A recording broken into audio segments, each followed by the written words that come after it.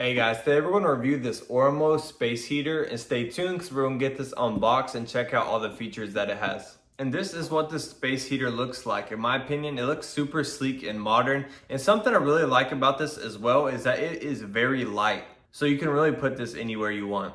And right here at the top, whenever we get this plugged in, this is going to be an LED screen for us so we can check out the temperature and other settings. And also at the very top, we have some manual controls that we'll go over when we get it plugged in.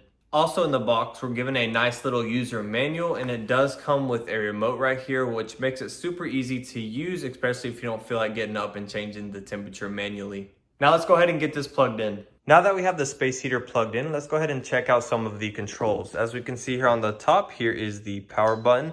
And once we get it turned on, has a super nice LED screen here so you can see exactly what temperature it's on.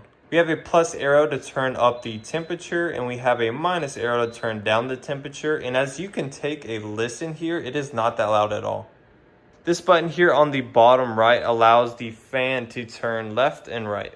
This button here in the top left corner allows us to change the mode.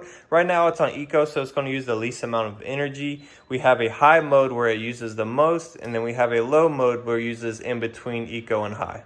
The next button is actually controls the light right here. If you want it off, you just press it once. If you want it back on, you'll just press it again.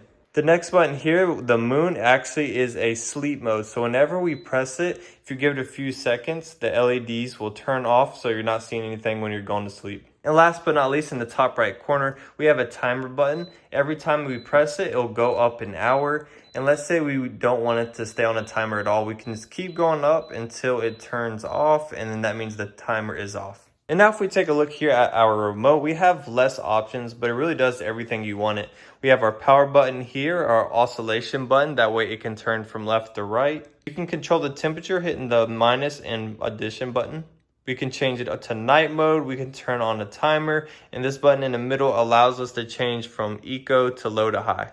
Another really cool feature about this space heater is that you can turn it up all the way to 95 degrees Fahrenheit, but you can also turn it down all the way down to 45 degrees Fahrenheit.